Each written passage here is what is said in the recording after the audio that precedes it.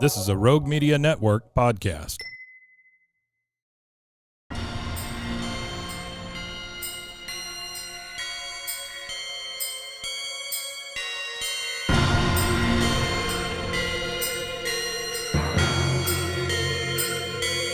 Boobies!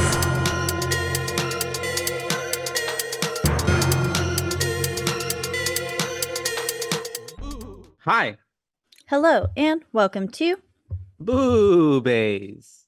That's Right, we're your hosts. I'm Caitlin, And I'm Joshua. and today we're here to talk to you about a film of many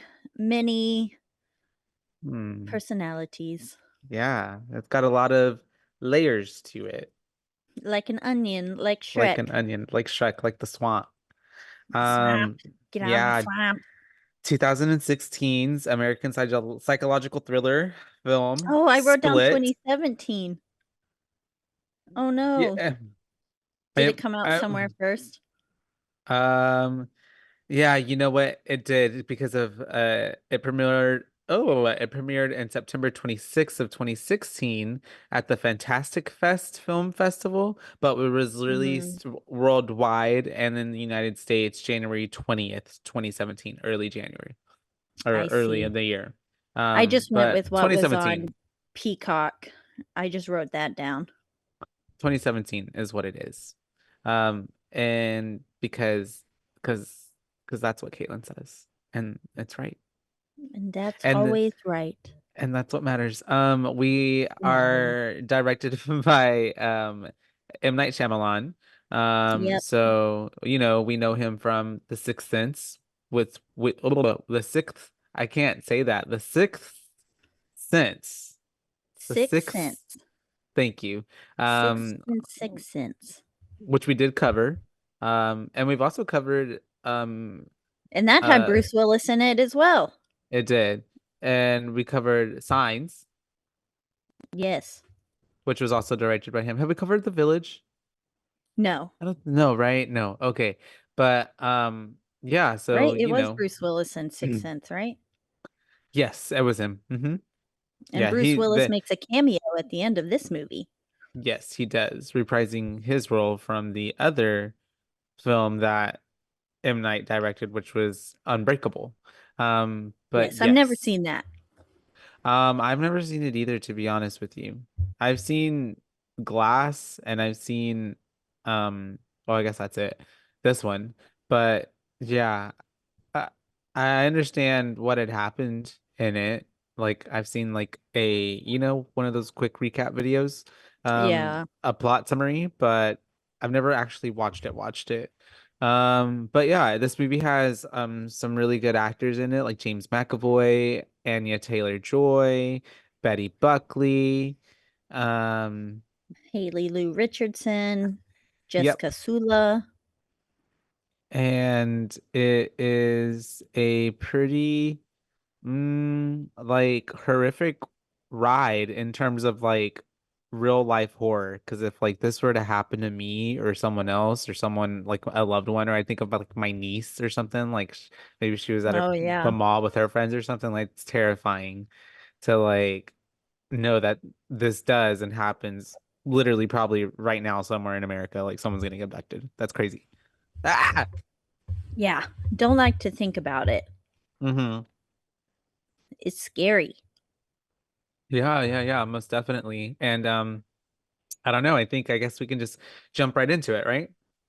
Yeah, we open up with a birthday party. We've got Casey, who's played by Anna Taylor-Joy, and she's spacing off. She doesn't look like she really belongs or fit in with everyone.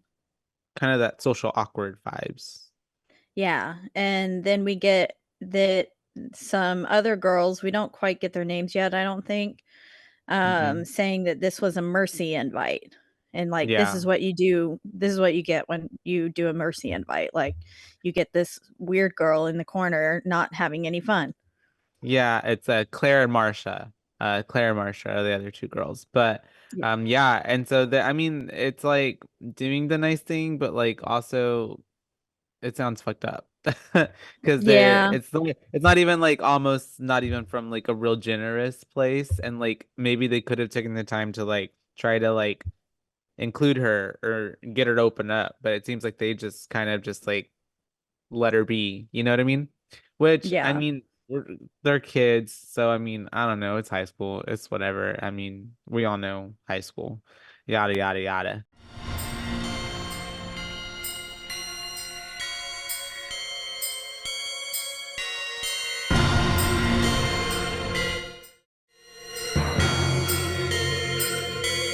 Boobies.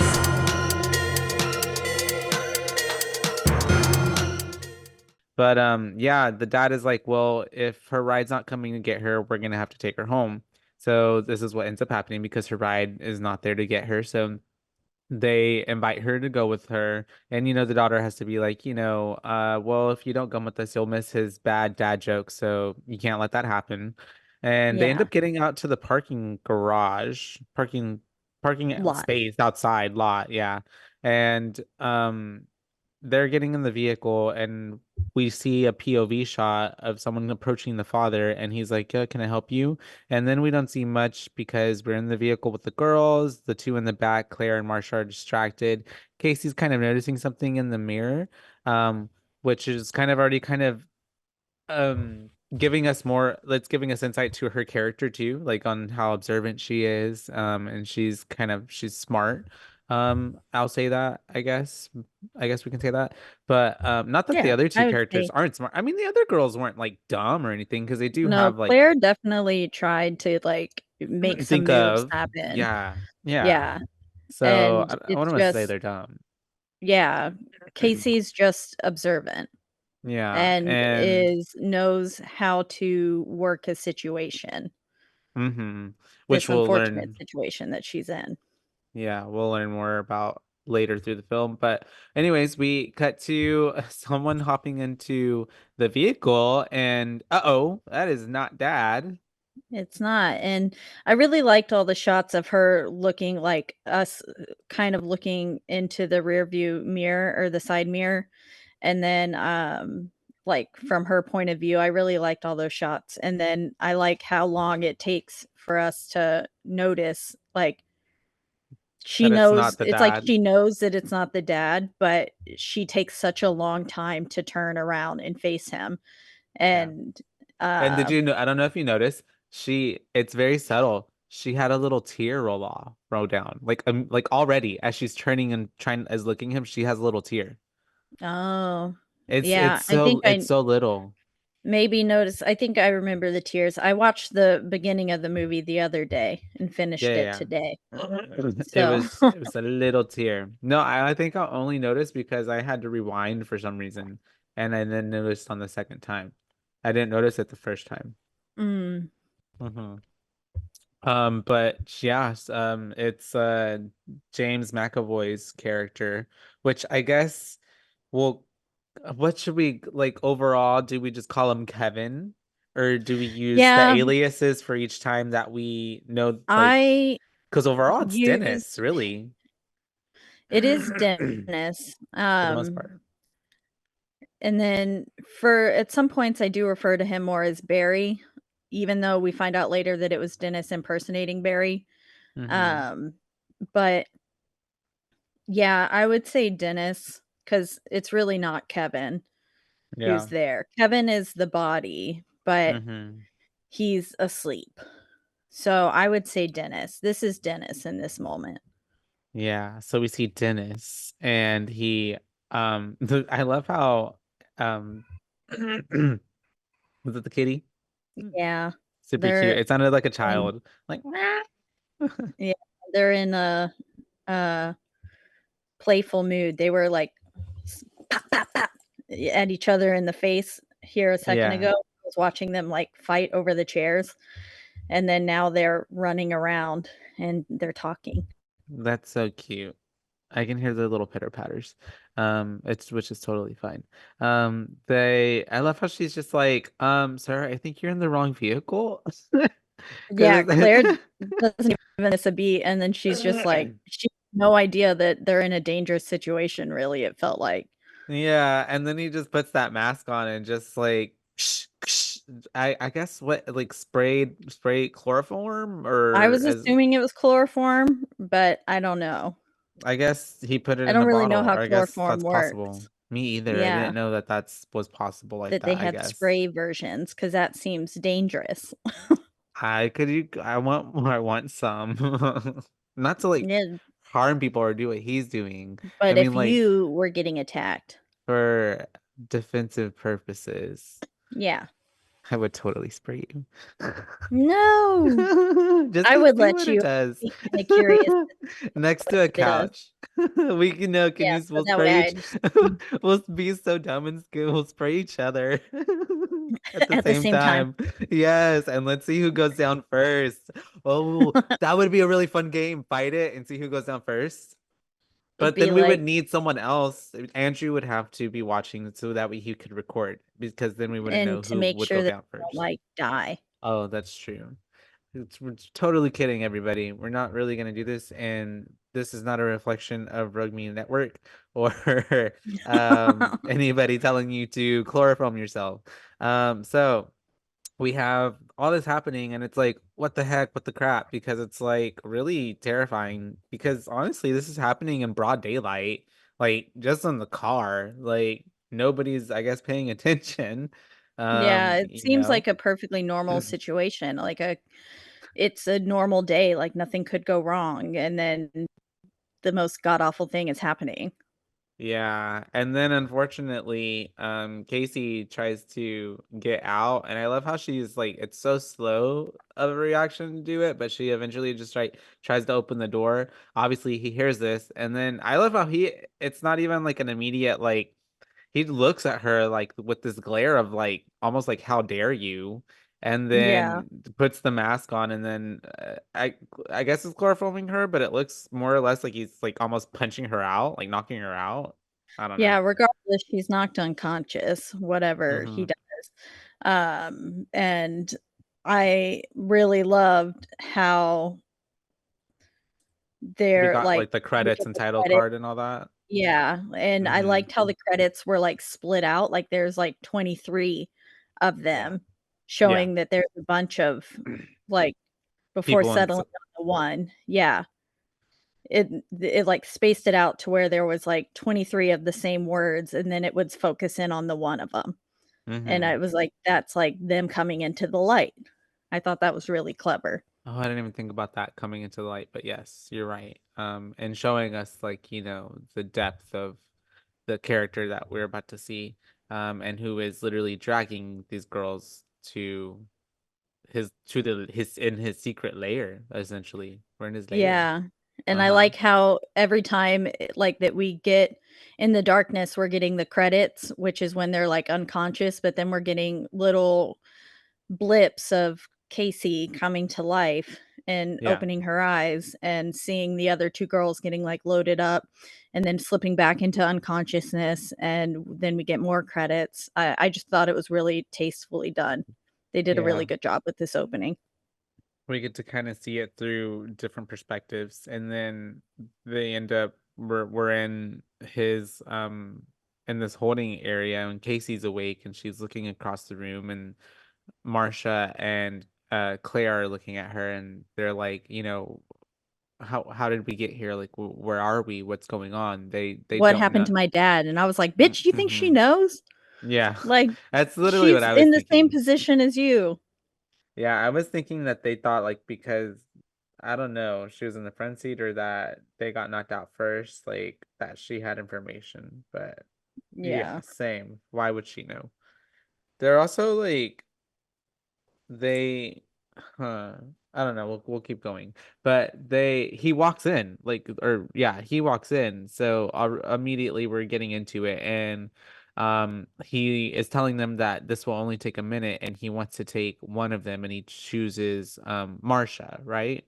Yeah, he snatches Mhm. Marcia up, Mhm. and then he closes the door behind them, and we hear a struggle going on, Yeah, but we and she's don't like, see what's "No." actually happening.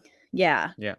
and then all of a sudden, the door bursts back open, and he's, like, throwing her back in there, Oh. and We Yes. forgot to mention that Casey, like literally before he took her, like got up in her face and was like, "Pee on yourself." Like, and Oh, so yeah. and so essentially, I believe that's what she did because she comes back and she's all wet. Yeah, From she had peed on herself, and I think Mhm.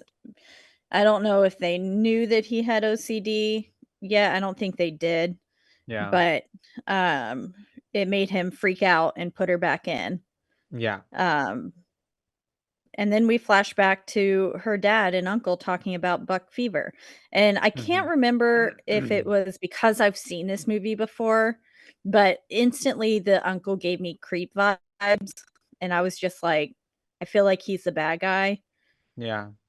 But I couldn't remember. I don't know if that's like a preconceived notion that I had because I've already seen the movie, Yeah. um, or like if I thought that originally or what, but Well, I think from like tropes in movies and like unfortunately like the state of the world and society, it kind of gives that. It's like already like you can kind of sense like, well, maybe there's something nefarious or something not so innocent happening. Um, which is why she keeps having these flash baskets, flesh basket. flashbacks back to these interactions, especially the hunting interactions with her uncle Yeah. and dad. And so she's having this flashbacks this flashback, and then after that we cut to the girls are on the news. Immediately we understand that, like, okay, I guess some people were paying attention because now it's a headlining story. And we see the therapist, and she is Yeah, we're with this is kind Dr. of Fletcher. Fletcher, and just kind of happening in the background. And then she's answering an email because she's got an email from one of her clients, and is requesting to speak with her immediately. Yeah. And then we cut back to the girls in the hideout holding cell area. It's not even, it's like a room, and it has even a restroom and everything. And they're Pretty talking nice. about, Little yeah, hotel room. I'm literally thinking like, oh, it's not too bad. It's a pretty good setup. And so they're talking about Except for ways of wasn't there fighting only 2 back. beds? Yeah, there's only two. Yeah. So, well, That's a little not wasn't it ideal. also, well, because he wasn't planning on kidnapping Casey, right? It was just Yeah, I think he only well, planned for later on, it Claire does say and that Marsha. he followed these 3 girls for 4 days. N- I'm pretty sure it was just two because she doesn't hang out with them. She's not friends with them. Yeah, I know, but it said 3 girls. Did it? Okay. Yeah, And so but it would we make sense have that he was only planning to capture the 2 of them, the but two. And she was like, "Hi, my name's Casey." yeah. Gets knocked out. And so then we have Casey necessarily not being so optimistic and being more realistic because she's like, we don't necessarily know or have all of the information yet of what we're dealing with. And y'all are trying to, like, already plan this big escape. Like we don't even know how how to do that yet. And Yeah, then she's basically saying we gotta play the game because yeah. she's saying if all 3 of us go ham on him, then we have a fighting chance of escaping. Hmm. But Casey is saying like, "No, we gotta we gotta figure out more and play his game." Yeah, especially I think she mentions too, of course, that like she was like he like carried us all in easily, like, he would punch you out like with one, what Yeah, is one it? punch One from him would punch. take us out. Yeah. And so they're kind of like they're very like, well, damn, like, all right then. And then we have her going into another flashback, I believe, Yeah, with back to her hunting uncle. again. Yeah. And then we cut to Barry seeing the therapist. Yeah, Barry with Dr. Fletcher now, Yeah. and, she can tell something's up. Yeah. She is very intuitive, and she's, like, noticing all these little things, like Barry is moving all like looking at things on the wall and keeps adjusting things. Yeah. And she is paying attention to that, and she keeps asking him what happened, and he's like, "Well, nothing happened. I just was feeling down, but now I'm feeling better." And she really is trying to get to the root of the problem, and the whole time he's Kind like, of deflecting. yeah, deflecting, and he's not letting her in. And he like almost leaves without his sketches, and Mm-hmm. she's like, "You're usually very protective of your sketches," because Barry is like a fashion designer of Yeah. sorts and really enjoys fashion and draws sketches of like women's clothing and maybe men's clothing, but it looked like they were all women's clothing. Mm-hmm. Um, and he was about to leave without his sketches, and she was like, "What are you doing? Like, you're usually so protective of your sketches. You need your sketches." And he's like, "Oh shit, you're right." So she caught him slip up. Already, yes. Yeah, Mm-hmm. She's picking up on these subtle like nuances because of course she's like he's been her patient for so many years already. I think 7 was mentioned. 7 years, maybe. I might have made that something like up, that. but I think it was been a while. So she like knows Yeah, and understands like when one personality does one thing and what one does another. and has a And pretty solid understanding, we find out later, of each of his distinct personalities. yeah. And so we cut back to the girls, right? They're in the room, the holding area, and now they're like, oh, there's other people with him because they hear what they think to be a woman's voice. Um, and so which we come to find out is really Patricia. Yeah. So we've Yeah. got Dennis and Patricia having a conversation outside, Hmm. and we hear Patricia saying that she'll talk to him. Oh, she comes in, and they're like ready to be like, "Let us Yeah, yeah. out," like, because they were Help hearing us. a woman's voice. Yeah. And when they open the door, you just see, we don't get to see what they see, but at first, but you can see this like look of horror just wash over all their faces.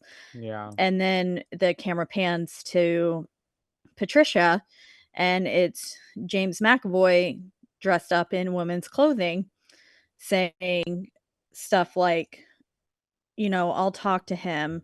He Hmm. listens to me," kind of thing. So, like, "Don't worry, you guys are okay. I'll talk to him. He knows he's not supposed to touch you," and stuff Hmm. like that. He knows. And she's like this rather reassuring kind of character, while also Very simultaneously creepy being the most terrifying woman on out the of all of face of the them. planet. Yeah. Yeah. Yeah, because she's Uh, so meticulous, and she's so calculating. well thought out. Yeah, calculated. She's literally And you can it's see just it in like, ugh. it's like you can see it in her eyes as she's talking to you. She's working everything out as she's talking to you. Like it's so creepy. Um Yeah. and then we have her talking um to them about cleaning, right? Or something like that or I don't even know. But they tried to ask for food, don't they? Cuz she's Um, trying. I don't know if they ask for food, but we get Patricia saying that they are sacred food, They and I are promise. sacred food. That's Yeah. okay. I totally remember that. I think my phone corrected that, auto corrected that to scared food. I was like, why is Oh, it scared? Why are they scared food? No, okay. Okay, got sacred. it, got it. Okay. Same letters. And so yes, they are sacred food, which will come into play later. And then we get to meet after that rousing, creepy thing with those two characters, Hedwig, right? Hedwig like wakes up to Hedwig. Yeah, at first Patricia leaves and then Dennis comes back in, and this is where I think you were saying he Oh asks yeah. them to keep their area neat. And Mm-hmm. he has like such an attention to cleanliness. And that's why he brought them like the different bottles, and he was like, the blue one is for the tile, the pink is for the ceramic, and Mm-hmm. stuff like that. But then yeah, Hedwig is with them now. And Hedwig is a 9-year-old boy, and he's a little more naive Yeah. than all the other ones, but he's also very conniving himself. He's mischievous. Yeah. Mm-hmm. And he is basically kind of bringing um a warning about the beast, right? Yeah, he says he's Mm-hmm. on the move, and Mm-hmm. he says he's done awful things to people, and he will do awful things to you. Little rhyme in there. Um, Mhm. and so she's talking to Hedwig. And then after that, I believe at this point the girls I are love when he now, goes, "I just ate a hot dog." yeah, he's silly.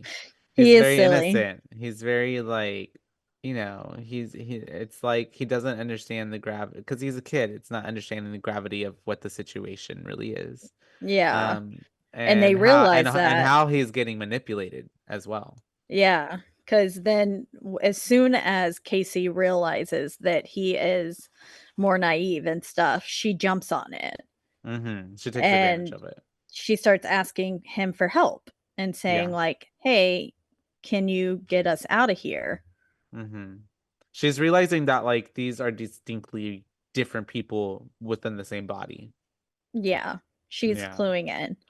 And then this is where Hedwig says that he can't steal the light. This is, I think, the first mention of the light that we get Mm-hmm. in the film from Mr. Dennis for too long, or he'll get angry.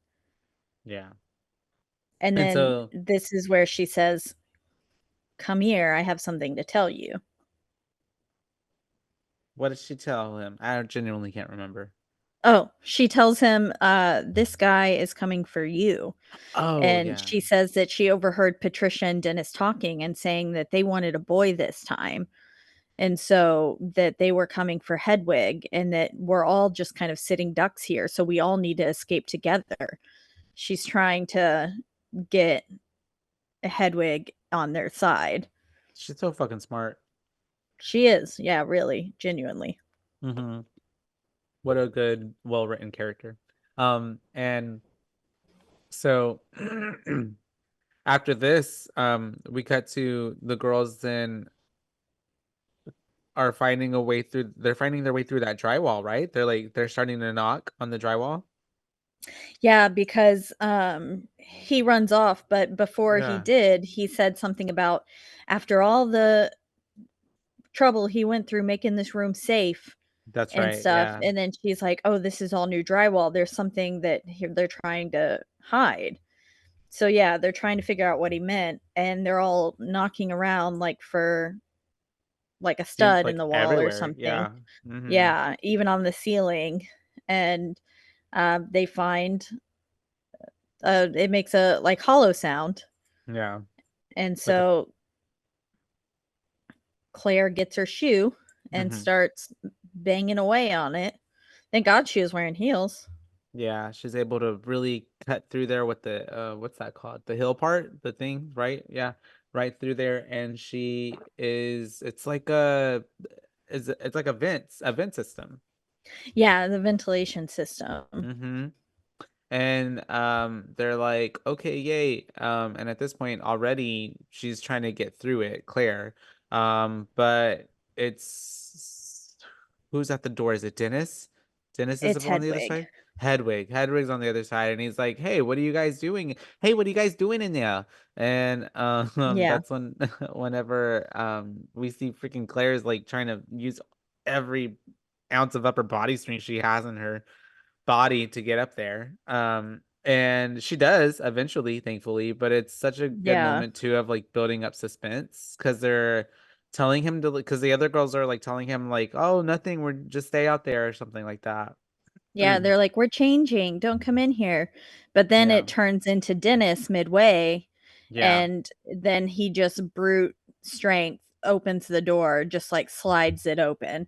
Like, Hmm. not even like a big hit. He just, like, pushes it open so slowly, and the girls just go sliding with it like there's nothing they could do. Yeah. It's a cute little Little ghost. ghost. She's cute. Cute.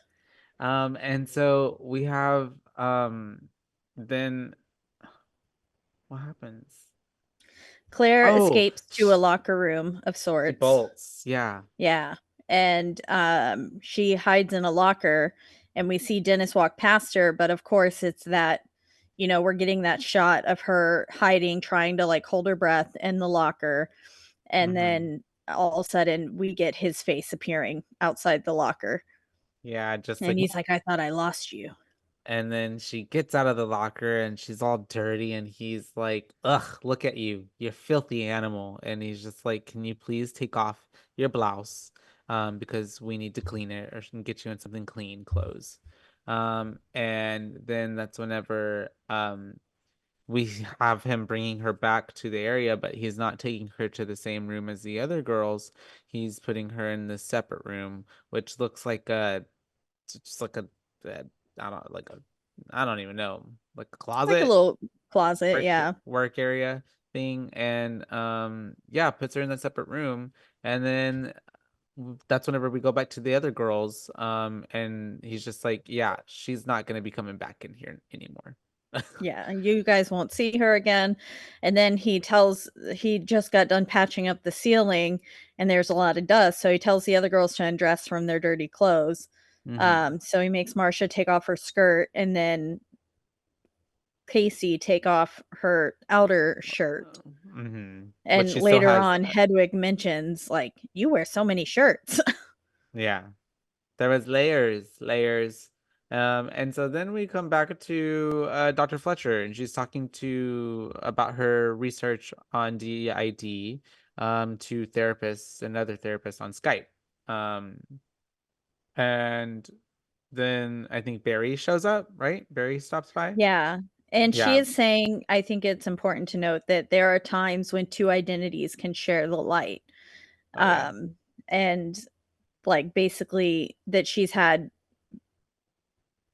I almost said customers, Clients. patients, Patients. clients that have been able to use both like their right and left hands at the same time, Oh taking notes yeah. on two completely different things.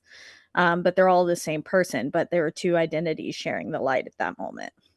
I could use that. Um, and she says, have these individuals through their suffering unlock the potential of the brain, saying that, like, are they more than us? Like, Mm-hmm. have this, they Unlock seemingly like have this, yeah, they've unlocked like the full potential of the brain. like have now basically it's almost like evolution Yeah. into a better species. And What was so that movie which with Scarlett Johansson? I was Lucy? Lucy, but that's because she took drugs. Yeah. She was well, I guess she didn't even necessarily take them. Poor thing was used as a drug mule, and then they got launched into her body. Yeah. And But then she yeah, could use her and then full she brain. needed them. That's crazy though to think that. Isn't that a myth though? I think that's a myth that we only use like what is it, like 10% of our brain? I think we use more than that. But I understand that I guess we could use more. I don't know. We're But dummies. we're dummy dum dums. But yes, just like Barry is, who is coming in because he's really Dennis, because he's trying to fool Dr. Fletcher, and she's like, I don't think you're Barry. Yep. And Hmm. he she's asking to talk to some of the other personalities because she thinks um she's talking to Dennis. She says Kevin's body has 23 identities and I believe I'm talking to Dennis. And he's like, Wicca what? Yeah, acting Um, very much like, no, no, this is me, Barry. Like I love Louis Vuitton. He's not saying Louis Vuitton, but he's very much trying to act like I Barry love would. fashion. Yeah. Yeah. Like Mm-hmm. ask me anything about fashion right now. Mm-hmm. And and she says like Dennis has OCD and likes to watch young girls dance naked. And he's like, OCD, like, look, I can get this chocolate right now, open it with my mouth and get chocolate on my sweater. And look, I don't even care, kind of thing. Mm-hmm. He's really trying, must have been Yeah. fighting every ounce of his actual Nat. being. Yeah, for real, because that takes a lot of effort. And that's whenever we have it then cutting to her with the security guard, or somehow she's getting the footage of the building feed of him leaving, and then she watches Yeah. and notices how he walks over trash, and she's like, now and the dude is like, now why would somebody do that? And she's like, because he's deliberately doing that because he's putting on an act to throw her off. Yeah, so she's on to him, even Mm. though this time he completely, like, sticks to his guns and pretends to be Barry the whole time. It's like But overacting. yeah, exactly. And this is where we learn too that Patricia and Dennis have been banned from the light because they're unstable.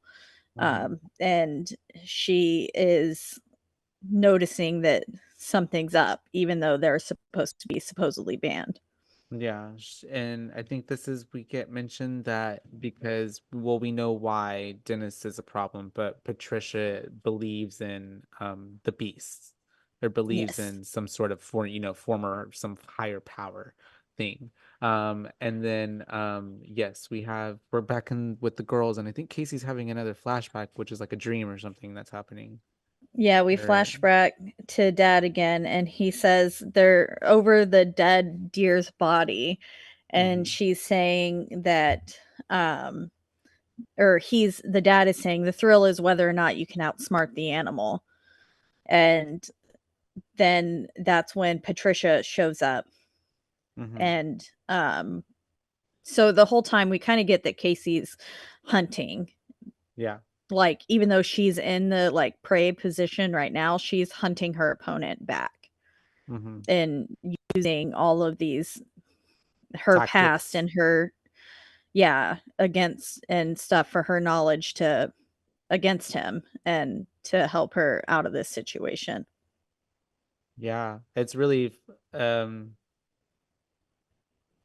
ironic, that fact that she has all of this previous training in dealing with being the prey and the hunter and vice versa. And unfortunately having to be in this really crappy situation to Yeah. use all of that knowledge. Yeah. Um and and really is a crutch to um I guess Patricia and Dennis's plans because she's the adversary that they weren't counting to have. Um, Yeah, definitely. and so the girls are getting fed at this point, right? They're feeding them. Yeah, and And Patricia's they're combing her hair. I hmm loved I loved whenever she was combing the hair and she was like, "It's good, right? It has paprika in it. Paprika." yeah, she's really I proud. was like I was like, Excuse "That's you're terrifying, but that was cute." Yeah, and but I think it's either Marsha or Casey. I think it's Marsha, and she like I don't I don't feel like eating in here. Can we, we want to go somewhere like normal or something like that. So she takes them to the kitchen. Yeah, she says we're gonna have a proper meal. Yeah. Takes them to the kitchen, and she also puts flowers in their hair to show how important they are. Mm-hmm. And once they get to the kitchen, Marcia asks if Claire can come eat with us, and she's like, "Absolutely not. Yeah, she's like No, that no, whore no." can fuck off. Yeah, Yeah. And that's whenever we have Patricia getting up to make another sandwich, I believe, because she's like someone's still hungry or something like that. yeah. Right? She, I think, was just going to make them another sandwich because Oh, they're being good, yeah, and yeah, yeah. but then this is where Marcia decides to attack Patricia Mm-hmm. with the chair and hits her and then leaves Casey alone kind of in this Yeah. vulnerable situation and cuz obviously Patricia doesn't go down with just that chair whack. Yeah, and honestly though, like between the two of them and the chair and then being like what's in the kitchen, like honestly, I feel like they could have maybe have done something. Oh yeah, definitely. I think they could But have. because it was so uncoordinated, and then just she just swacks her with that chair and just takes off. Poor Casey. And I love how Casey's just like, oh shit. And then Patricia's just like, go back to your room and close the door. And she's just like, okay, master. Okay. Yeah. Yeah, Uh, and then this is where we get Patricia's first use of the line, "In the sun, we will find our passion. In the sun, we will find our purpose." Mm-hmm. She uses this line, I think, at least one other time in the film. But she says to her, "You have always been protected. That's why we chose you." And it's like, you haven't seen Casey's full past yet, Yeah. and just how creepy her uncle is. Mm-hmm. But you can kind of tell that, like, no, maybe she hasn't always been protected. Yeah. And now we're chasing after Marsha, who's running and trying to get away. Um, right? And then she ends up um wait. No, she gets her. Yeah, she gets her. She locks them all in separate rooms Yeah. now. So and then we wake up with Casey with Hedwig in her bed. Yeah, and we also flash back to the uncle really fast, and she's watching him from the tent. And this was where it was, because he kept like looking back at her, Yeah. and it was kind of Insinuating. creepy in a way. Yeah. Yeah. And he also, Dennis took another one of her shirts because of a crumb, but she still, this is where Hedwig is like, "You got a lot of shirts," because Hedwig's in bed with her. Mm-hmm. And then this is whenever we cut to my next note is like Barry decides this is when we get more information about how Barry decides who gets to stand in the light. Yeah, Barry gets to decide, but Hedwig now says that he can wish himself into the light whenever he wants, and that Barry no longer decides. Yeah. But Barry was the, I guess, kind of main functioning, the hierarchy. But now Hedwig and Dennis and Patricia have taken Barry off his throne, essentially. Mm-hmm. And they are now in control, and that Dennis and Patricia believe in the beast. And what he Um, can do. and then this is whenever we then cut again to Dennis meeting up with Dr. Fletcher. And at this point, they're talking, and she Really finally, fast. uh-huh. Sorry. Hedwig asks to kiss her and stuff, and Oh, then he yeah, says the line like, "You might be pregnant now," which was really that's right. funny. Yeah. But then he says, "I like to listen to music in my room. It's by a Oh, window, yeah. and Kanye West is my man, and I love to just dance and listen to his music."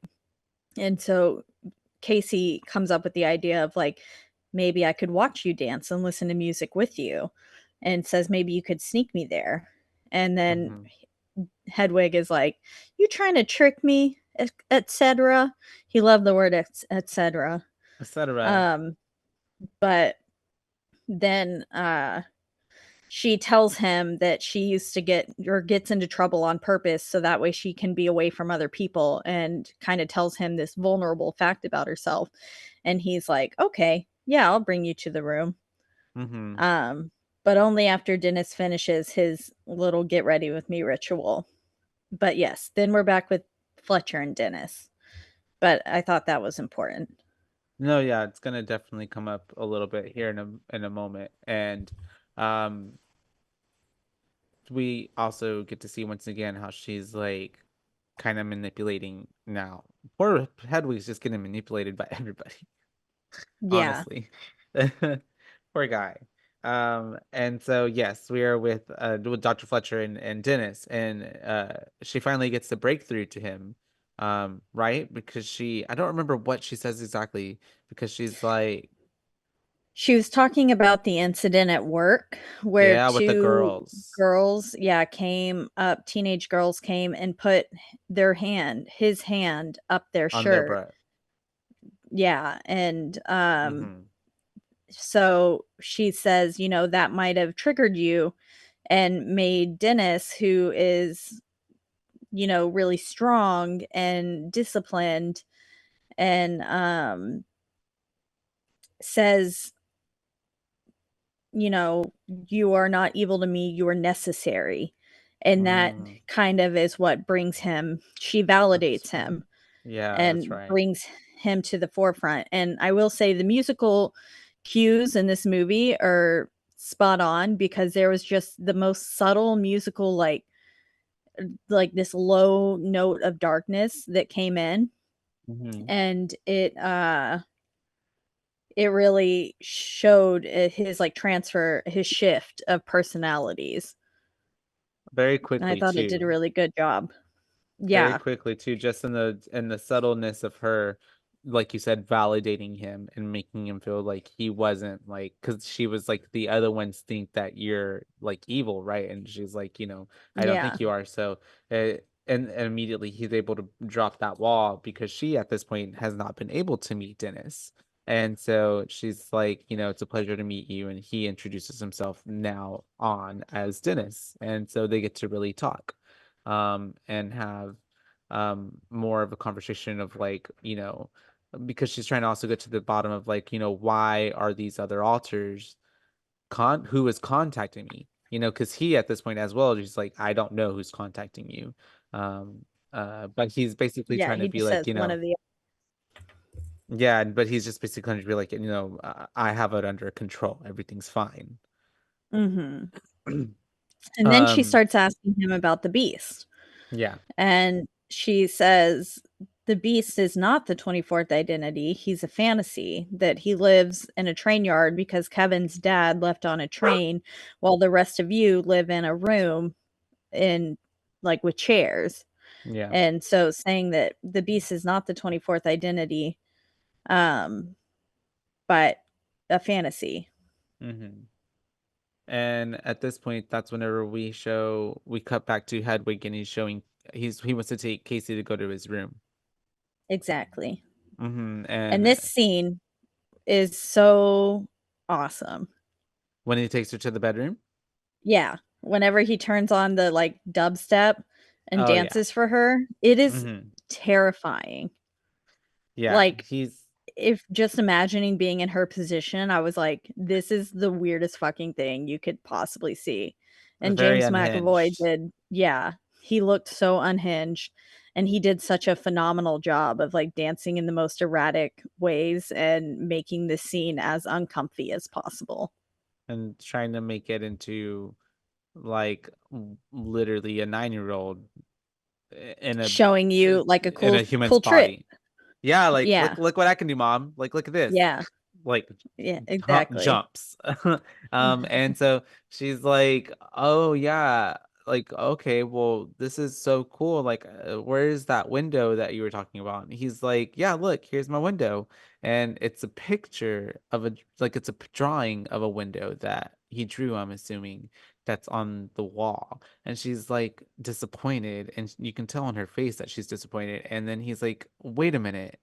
Were you like just wanting to come into my room because you thought I had a window because like you wanted to break out?"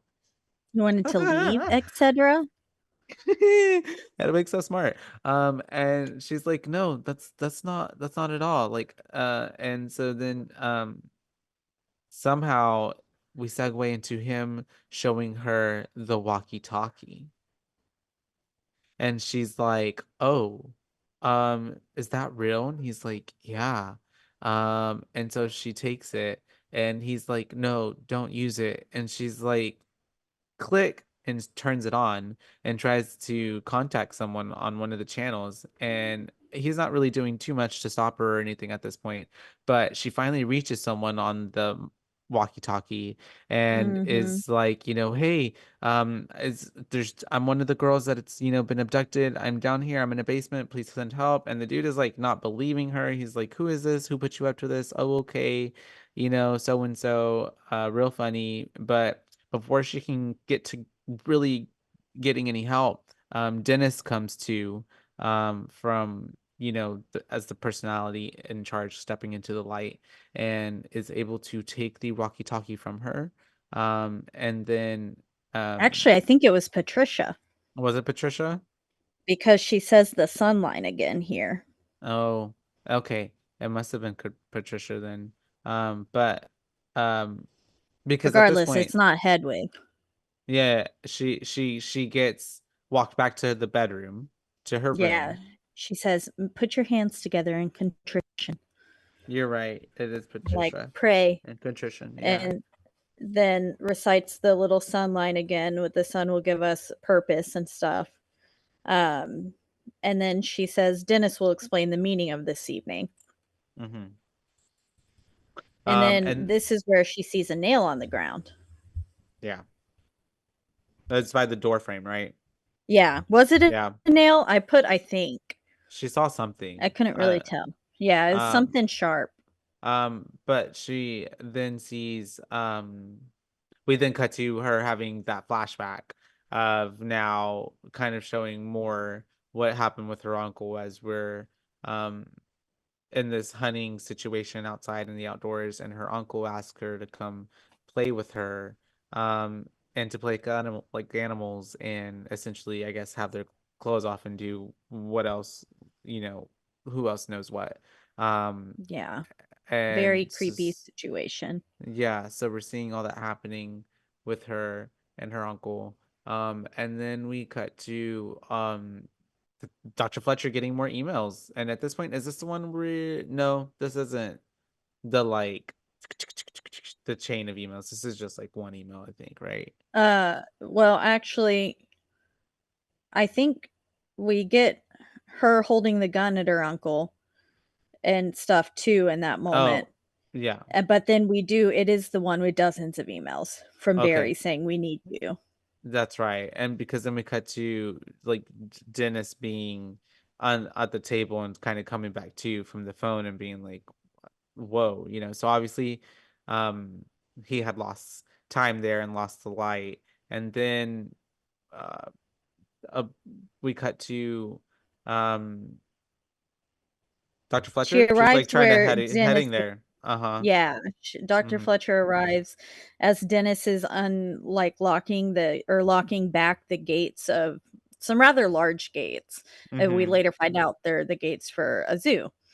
Um, but she arrives and says she gets him to listen to him or her, Yeah. basically. Brings her, says you're quite extraordinary and stuff like, and starts kind of like leaning into this idea of the beast. And so he brings her down to his living quarters and says he came into the light. Oh, they start talking about Kevin's mom and Yeah. stuff too, and says that he came into the light and has OCD because the only way to stay out of his mom's like harmful gaze was to keep everything spotless. And he came into the light when he was 3. Mm-hmm. So this abuse started at a young age for Kevin, we can figure Yeah. out. That is wild. Um, Yeah. and they're talking, and then they start talking about the beast, right? And then that's whenever she starts to kind of, as she's talking to him more and more, she starts to pick up more on like, okay, this might be a dangerous situation. Yeah, because I'm she going. says there must be limits to what a human can become. Mm-hmm. Because he says he lied before when you asked if I had ever met the beast, and he says the beast is real. And he's much bigger than I am, with a long mane of hair and twice as long fingers. Yeah, which is really And like a monster. It's not yeah, which describing a we've human seen whatsoever at drawings of all. him throughout the Vit movie. We Yeah, saw little like child's drawings looking of this beast kind of but maybe thing. probably drawn by Hedwig. Yeah. Yeah. And so that's whenever we have uh she's gonna get up and go, and she's like, okay, deuces, I'm gonna head out now. But before she can do that, he, I mean, I guess his basic, I mean, you know, I don't think he ever had the intention of really letting her go anyways. But he comes up, and we, is this where he starts to chloroform her, or he starts to like hold her and then, Not quite. no, She yeah, asks he to just puts use her to the sleep. bathroom, Oh yeah, that's and right. And she puts the little thing in the doorstop. yeah, a little hanky in the Yeah. lock. And she sees the locked doors and then finds Claire. And Mm-hmm. then he pops up behind her, shuts the door, and she's like, I should have listened better. She says, I can't let you keep them here. This is like a horrible wrong that you're doing. And then, yeah, then he It's, chloroforms her. I think she uses the word egregious, right? Yeah, she Egregious. does. This is a good Yeah. word. Yeah. And then that's whenever, yeah, all that happens. And then I think he leaves because he's gonna go to the train, right? He's gonna go meet the beast Yes. at the train station. Uh-huh. Yeah, and Um, he's, like, losing time and switching between personalities, like, one I think it's Patricia wears the glasses, and then Dennis doesn't, and they're, like, going in between each other, and he's, like, thanking them. And we also got the girls, finding a hangar, looking for something to escape, finding the hangar, and then trying to unlock that door. yeah. Oh, yeah, I forgot about that. That seems so hard to do, honestly. Yeah, because you With can't the see what latch. Yeah. yeah. It's one thing Uh, like a car window, but and I far mean, they're too doing honestly almost pretty good. Like she's almost there, but unfortunately, she doesn't get there fast enough. yeah. Because as she's, trying to get that door lock thing, we see on the train that like he's on the train and he's not meeting anybody. He's just basically transforming into the beast on the train on a train cart. Um, Yep. and then leaves and is like running on the way back to the location. So all this is happening as they're trying to escape. So it's like they're trying to beat the clock before he gets there. But And Casey unfortunately, gets out of one room with that oh yeah, nail. yeah, She gets out of the room, but is still trapped inside that main room yeah, outside of their room. And this is where we get to see files with all of his personalities too on the computer with like one with diabetes, and they keep talking about the horde that keeps obsessing about the ones who haven't suffered and stuff like that too. hmm and we get to see more Bear. We get to actually see Barry, Yeah, Barry on the talking. computer. Yeah, And then as he goes to leave, he takes his beanie and underneath it are the keys, and he grabs the keys, and so that clues her in to look under that beanie, and she finds the keys and is able to get out of that room. yeah. And as this is happening, that's when, and then the beast arrives. Yes, Uh-huh. and Dr. Fletcher, um, She's trying has to get up started at this coming point. to. Yeah, Coherent. Uh-huh. and it's all happening so fast, everything in between, like, all of them getting out and stuff like that, and then, but yeah, he sees Dr. Fletcher and she's like still incoherent. And I like these like blurry shots that we're getting from her of her trying to like say his name. Yeah. And we saw that she had written a note as well. Yeah, because you can tell she's trying to do something, but before she can, he comes up from behind her and starts to crush her. Yeah, crushes her to death, kills Mm-hmm. her. It was pretty wild, just the brute strength to just Mm-hmm. crush a human being to death. It Yeah, was terrifying. and we, have can finally see him for what he is in beast form, and he's like super jacked, and like his veins are like green, like all Yeah, you they can were see like them. all over his chest, like bluish green, yeah, and they were Mm-hmm. protruding, and he looked like he was almost getting bigger in the Yeah, moment too, like, as she was just staring at his chest, that long shot of the pan on his chest, it looked like he was, like, literally growing. yeah. And so we have her dying.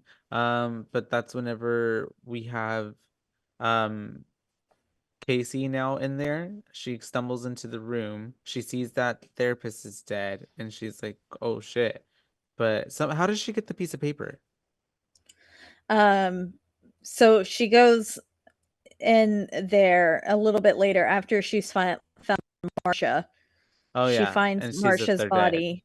Yeah, finds her eaten alive, her little tummy's all outside of her body. Oh, how could I Um, forget that she then opens the door and finds Claire getting literally eaten alive.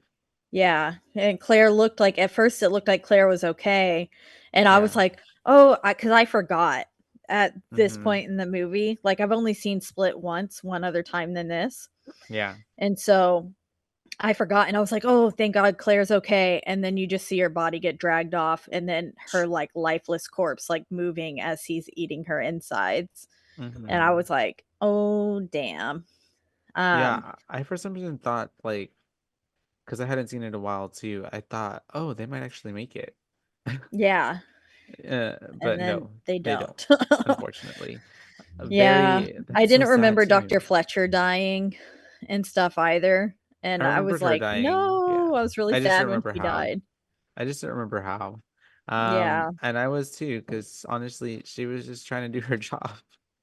And so we have um her then locking Claire and the Beast in that room, and then that's whenever she runs to go to get out of there, and she finds Dr. Fletcher's body, and then she finds the piece of paper on the like a dresser that says say his name, right?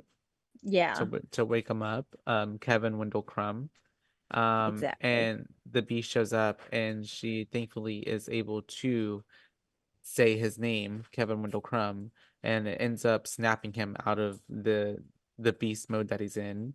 And he's And literally climbing the walls, you guys. oh Like, yeah, at this point. this man Mm-hmm. was, like, on the walls. It was bizarre. He was like Spider-Man, just like with no superpowers. This is just a fucking human being. Well, Pure I guess he's the adrenaline. beast, but Yeah. it was bizarre. And every time she says his name, it like makes him stumble. It's like breaking away at him slowly. She has to say his name several times before he finally comes to. Mm-hmm. And he does finally come to, and he's very much like, oh no, what have I done, like what's happened. I think this is where we find out he literally hasn't been in control of his life for like 2 years, because he asked if it's like Yeah. 2015 or something like that. Yeah, he's like, "It's still September 18th, 2014, right?" Yeah. And she's like, No, no." hell no. And And he's like, so "You know what? Just fucking kill me." end it now. Mm-hmm. Yeah, he's like, And I've got a shotgun and the shells are, I forget where, but if you go and get them, in like, his, please just kill like, me. locker where his Mm-hmm. jacket and stuff are out in the hall. And but then all of a sudden all the other ones come back to light. They come into the light and they're saying like, "Do not kill him. He just can't handle reality. Like their Mm-hmm. actions do not represent us." Barry comes into the light and is like, "Sweetheart, my name's Barry." Like Barry's super nice and stuff Mm-hmm. like that. But then Hedwig comes back and it's like, damn, she was Yeah. so close. And once Hedwig is there, he gets taken over by Patricia very quickly. Yeah. Right? Then Yeah, it's yeah, Patricia. Yeah. yeah. Mm-hmm. And she tries his name again, but then she says, Kevin is asleep Mm-hmm. and he's gone far away. Like you can say his name all he wants, but he's not coming back now. Mm-hmm. And then she calls on the beast to come back. Yep. And she gets out. She runs with the shotgun, found it, and Mm-hmm. is running. She finds the shells in his locker, is loading the gun, in the process of loading the gun and running like at the same time when the beast gets her. Mm-hmm. And the And beast bites her leg real good. gets a good chunk out of her. It was a gnarly Um, looking wound. yeah, definitely. And then she now has to run with this wound taken out of her chunk of flesh, and then that's whenever she ends up getting it. I mean, it's hard, they're in the basement, the bowels of the zoo, so it's like, it looks like a bunch of, what is that, like water mains, like heated with the, the heat. Yeah, there's like pipes and stuff Uh everywhere. the ones with, like, when the steam comes out and all that. And Yeah. I guess they're, I guess, empty cages down there, I guess, whenever they're holding animals or in transition or feeding them and stuff. But she ends up making her way down, and he's chasing after her, and it's very dark, so she can't see that well, and she has to then load up the shotgun, and he's taunting her at this point too. He's just talking. He's basically saying, what the beast, what's his thing, just, cleansing the world, and like of the. Yeah, he says, "We are glorious. We will no longer be afraid. Only through pain can you achieve greatness. Um, the impure, the untouched, those who have not been torn have no value in themselves, and they have no place in this world. They are asleep." Mm-hmm. And all the while, she's also flashing back to her childhood, and we see that her dad died and that she's now gone into, like, Full custody with her uncle. with her uncle, yeah. Mm-hmm. And so she's starting to get, like, really into her trauma, um, and then she's shooting. She shoots, like, 3 times, only has, like, 2 shells left in her hand, and Yeah. he is getting closer and closer. He's, like, climbing on the ceiling, knocking the lights out, and then he says, "Your gun cannot hurt me. I am not human." He says, "Kevin is a man, but I am much more." And then she fucking shoots him Yeah. twice with a Mm-hmm. shotgun, and And this he man is still standing. unfazed, like just pushing through it. Because she at this point had found a cage, fortunately for her, and has put herself behind the cage, right? Yeah, to, Yeah, like, yeah. protect her Mm-hmm. from him. And so yeah, she's shooting him. He's not going down at all. And then at this point, why does she starts to take off her last Well, shirt, article of yeah, clothing, no? because it had gotten ripped open whenever he was Yeah. going at her leg. Mm, He, like, clawed her shirt open, and so her shirt falls off, and we see that she's covered in what I'm assuming are, like, self-harm scars. mm-hmm. Some type of scars, yeah, all over Yeah, her body. and this is where he says, "You are different from the rest. Your heart is pure. Rejoice. The broken are the more evolved. Rejoice." He was like a Yeah. pastor. Yeah, literally. And at this point, it's like, no, dude, I'm not rejoicing. I'm terrified.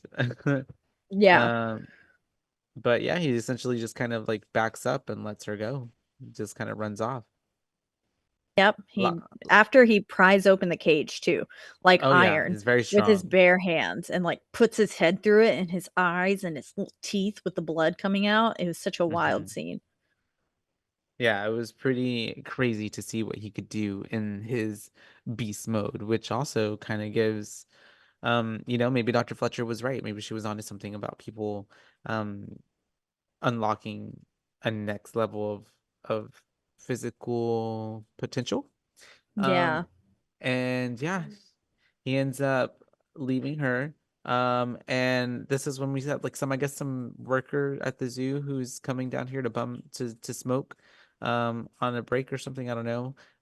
Ends up finding her in the cage, and he's like, "What the heck are you doing down here?" And he's Jesus, able Mary and Joseph. they're able to yeah, and they're able to and they go upstairs and they're like, this girl was down in the basement. And that's whenever we find out the other dude who was on the walkie-talkie talking to her earlier, and they call the Vince. cops. And Yeah. He was, finally, "Oh, you?" yeah, Like, "Oh, shit. You were real." yeah, which sucks for her that Yeah. nobody Like, took it "Yeah, bitch, seriously. you would've just believed me from the get-go, Mm-hmm. then And none of so this would have happened." right? Maybe she could have been saved a few hours earlier. And that's whenever we find out that like she's basically been under a zoo this whole time. Which I mean we kind of Yep. could have already picked up, but like it's definitely something to share where it's like you're in a zoo, and it makes sense because his ultimate character is literally called the Beast, which is kind of an amalgamation of all the creatures that are there at the zoo. Um Yep. that he's been working at. And she's getting checked out by like the ambulance, EMTs and stuff, and she is getting told that her guardian is there to pick her up. So we're already seeing her like kind of like in her face, very much thinking of like, well, she escaped basically one hell just to go back to her Go normal back to hell. another. Yeah, that's what Yeah, I wrote, hell to another. which sucks. um and we have her, then it cuts to like the news reports on the TV going over the situation, and we're in a diner now, and that's whenever we have And we also some. see that Dennis survived and was patching himself up. Oh yeah. Sorry. And then they're Yeah, yeah, saying yeah, that we trust in him and he will protect us. that's right. Oh yeah, because even Hedwig is like, oh my god, this is so cool. Yeah. I think even touches one of the wounds and is like, "Whoa, awesome." Yeah. um And yeah, we're getting those news reports, and then there's like customers at the diner talking about how, oh, there someone else that this kind of happened to. And before we get that, sorry, it was talking about how like they call him he's basically got a villain nickname called the Horde because of all of Yeah. the personalities that are in him. And then they're talking about like, oh, wasn't there someone else that this happened to? And Bruce Willis's character does this cameo, and he's like, oh yeah, his name's Mr. Glass, Mr. Glass. which sets And up then the third movie. exactly. Mm-hmm. Which again, hadn't Yeah. seen I've never Well, seen it either of the other movies. and the movies are very much, except for Glass, I think like Unbreakable and this one Split are they're standalone movies. So You don't they're really need to see the mm-hmm. other And ones. it's Yeah. it's actually there was a term. Oh, it's called, commentators have dubbed Split the first ever stealth sequel, as it is the first solo supervillain origin film and first movie to not market itself as such, instead saving the revelation for a scene featuring Bruce Willis reprising his unbreakable role in an uncredited cameo at the end of the film. So, yeah. Um yeah. And that you guys is 2017 Split, directed by M. Night Shyamalan. Shyamalama Ding Dong. Exactly. And well, what did you think? I thought it was a really good movie. I thought that the acting was superb. I thought Anya did a really good job. I really enjoyed her character because she was like smart, but also vulnerable, but you could tell that she was still scared at some certain points. And she was like a really real, believable character. Like she wasn't that one character that's like, oh man, she's like conveniently getting out and like, oh, conveniently getting free and conveniently like beating up the bad guy, even though she's literally like a 14-year-old girl. Um, it was realistic. And I really enjoyed James McAvoy because he played a really good um he did really good at portraying someone who has to like basically be like 23 different characters in one person, um Yeah. which is His tough to performance was iconic. honestly, yeah, iconic. It was incredible. Should have just like should have deserved an Oscar, um Yeah. because he, especially like when he's playing like Patricia, when he's playing Hedwig, he really knew how to embody these other identities inside of Kevin. And even though it was a bit long, it never necessarily felt like it was dragging, and everything was well explained enough for it to all make sense and for it to all kind of um not lead. It's a smart movie, but sometimes smart movies are trying to be too smart that they leave you kind of being like, what? And this one isn't. It's smart enough, but it also is like A, B, C equals D. You know what I mean? It's Yeah, it was not. almost like a puzzle where Mm-hmm. you start kind of with a general idea and then the whole picture becomes more clear as the movie goes on. Yeah, And you that get makes these sense. little tidbits of information that help you put the pieces together. And then you see the final picture at the end. I thought it was really good how it did that. Mm-hmm. The cinematography was pretty good too. I feel like there was a lot of nice shots, and like the lighting and everything was chosen really good to really convey like when we were down in the basement with the girls, but then even like the nice 180 when we would be with the therapist and like his bright sunny room of daylight, you know. Yeah. um so overall I would give this movie a 4.5. 4.5 boost. Yeah, Mm-hmm. I think I really like it. I thought it was really good. I don't. it is really good. Yeah. Yeah. I I would agree with you. I borderline want to give this movie a 5. You know What what? makes you not give it a 5? Because the girls died. Oh. I wish they wouldn't have died, and I wish Dr. Fletcher wouldn't have died. But I also know that it's a horror, like it's supposed to be, the stakes are higher because of it. Um, you know what? It's a 5. I'll give it a 5 because there's no real reason for me to not give it a 5. It was a good story. It's good acting. It scares me because it's not necessarily a scary movie, but because of the scary and real life implications of like, what if this did happen to me or someone I know? Or like, what if I go crazy one day and develop 38 personalities and become a psycho killer, crazy murderer? That's a Yeah. wild thought, you know? Because I'm sure he didn't imagine his life that way. No, he just all of a sudden, yeah, like, I mean, poor Kevin was like, "What did I do?" Yeah. Whenever he came to and stuff, so, Yeah. yeah, I don't think he ever was like, "Yeah, this is a great thing for me." Oh, yeah, exactly. Made his life So, incredibly difficult. it's pretty yeah, it's a pretty good film. I think it was done also in a way where it's like it's not also, there's some like, it's on the thing where I'm reading like wiki and all that, where like some mental health advocates have criticized the film for its stigmatization of mental illness, but I don't honestly don't think it was done distastefully at all. I think it was done in a way that it pertains to this story, you know what I mean? It's not an overall like generalization of DID.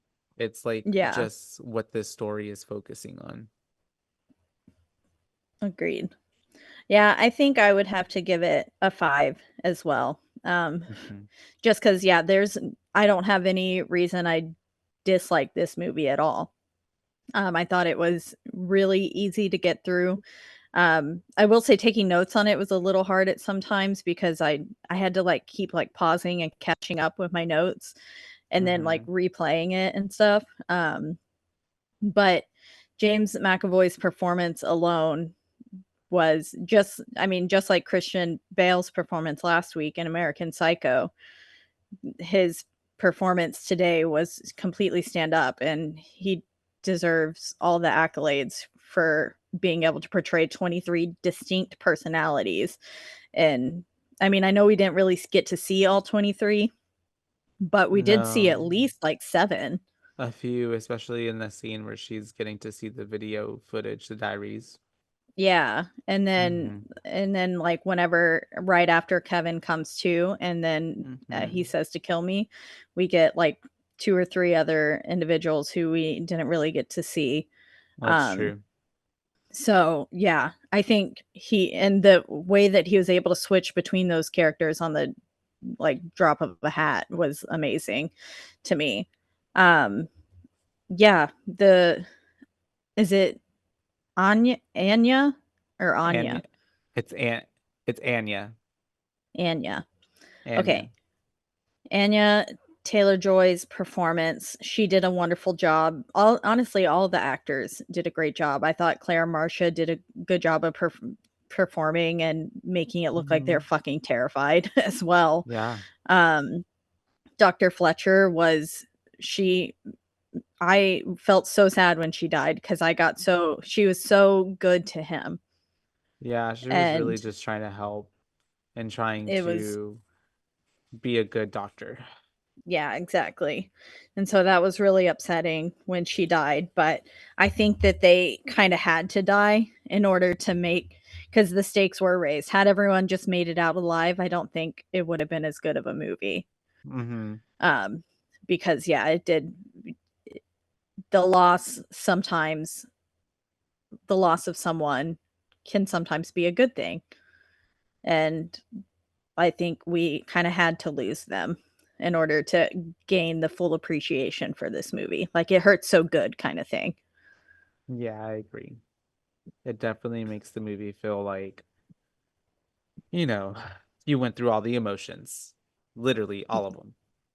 Exactly. Well, I don't think I ever felt joy to be, well, maybe joy when She got she's out. free, but even then it was like, nah. More like shock. Yeah, still. But yeah, You yeah, want some that trivia? if you'd like to add it, yes. Okay.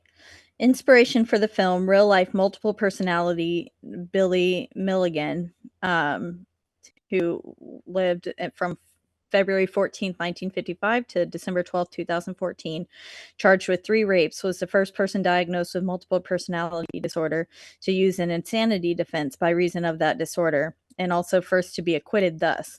Milligan had 24 personalities consisting of 10 desirables: Billy Milligan, Arthur, Reagan, Vatiskanovich, Alan, Tommy, Danny, David, Christine, Christopher, and Adelena, and 13 undesirables: Phil, Kevin, Walter, April, Samuel, Mark, Steve, Lee, Jason, Bobby, Sean, Martin, and Timothy. And the teacher, a fusion of all the personalities. Wow. So, That's based on a wild. real life story. James McAvoy broke his hand during filming after he got angry at not getting a scene. So, it's a little childish, but he Very became so headway annoyed. behavior. Yeah, he became so annoyed with his performance that he ended up hitting a door, which he thought was a fake door, but it was a solid metal door. And viewers can see that his hand is injured during the scene where he's on the train and putting on his glasses. In order to prevent leaks, the final scene was not included in the shooting script and also omitted from all test screenings. Oh, wow. They really didn't want people Yeah. to know the ending. Yeah, I guess not. And then when Joaquin Phoenix and the production couldn't reach a contract agreement, James McAvoy was cast as the lead. Joaquin Oh. Phoenix would have been good too, but I think James Uh, McAvoy was necessary for this role. I I think can't he, even see Joaquin doing this. I couldn't see Joaquin doing headway. I mean, I yeah, could, I but couldn't it see. wouldn't. But it wouldn't be like Joaquin's good at Banks. playing a crazy person, Yeah, but like like in The Joker and stuff. I just don't see it. I just don't see it, especially Yeah, after I think it James' was, performance. yeah, it was so good that it felt like it can't be anyone else. Mm-hmm. Um, and then M. Night Shyamalan stated that shooting this film was the most challenging of his career. Oh, huh. Like I Oh, wonder if and then M. that's Night till this Shyamalan day. also has a cameo in all of his movies, and Yes. he was Jay, the Hooters guy, where Dr. Fletcher works watching the security cameras. Yeah, yeah, yeah. I remember that He part. reheated the Yeah. Hooters. Yeah, that was Shyamalan. I didn't realize that that was a Hooters. Yeah, he said she had this whole commentary on Hooters and why it's not good for society and just how trash Hooters basically is. Mm. Shout out to Because she was like, Hooters. "Is this reheated fast food establishment?" And he was like, "Yeah, it's from Hooters." And she was like, Gotcha. "Yeah." She kind of laid Um, into him with her like, you know, therapist jargon, and he was just like, "Okay, not today. yeah." But yeah. Um, any other fun factoids? Nope, that's all I got for you today. That's all we got, folks. Well, that was a good one. I can't remember what we're covering next, but I don't remember what we're covering next, but everybody should As stay tuned always, because yeah, as always, we're in the lovely, well, we're not in the studio, but we're being taken care of by Rogue Media Network. that's right. And you can listen to us and all their other amazing podcasts all in one central place, which is RogueMediaNetwork.com. that's right. And if you want to listen to us, you can find us on a slew of podcasting platforms, but the biggest two would be, Spotify. and also Apple. But wherever you do Mhm. listen, don't forget to. Rate, review, like, and subscribe. That's right, because that's the only way that we can get ahead in this world. And word of mouth, tell your friends. We really Mm-hmm. appreciate it when you do. And then, were you able to find what we're covering next? Yes, I have, and it is Train to Busan. Train to Busan! Yay! Yes, Train to I love Busan. Train to Busan. So we finally made it to Zombie Month. Zombie Month. Speaking of which, when are we doing the Romero film? Because I told Ryan this morning about how I feel like I need to come down into town because he's like the Romero expert. Oh, that one, I don't believe we'll be doing it for literally a few more months. Oh, that he's not in the zombie month. No, it was like well, I guess we could put it into this one. Yes, we will figure that out. Okay. Okay. But yes, so zombies, yay. Yay, Um, zombies. Train to Busan is the next episode. But if people want to request a specific zombie movie or have any input or want to talk to us about their favorite zombie movies, they can do that. And how can they do that, Caitlin? You can contact us on our one social media platform, which is Instagram, and that is at Boobays Podcast, and that's at BOOBAES, because you're boo bays, not your boo babe. Were you boo bays, not your boo babes. That's right. But yeah, so Train to Busan is next, and Yes. then we really hoped you enjoyed our covering of Split from 2017. You got a solid 5 from us. So let us know if you felt the same, or if you actually did have something that you disliked about this film. Let us know. Yeah, which how could you? But some people might. Some people might. Okay, you know what? Yes, we will do Night of the Living Dead after Train to Busan. Okay. Yeah, Yay. that works out. Okay, yay. All right. Well, until next time, Until next time, you guys. bye, bays. Bye, bays. This has been a Rogue Media Network production.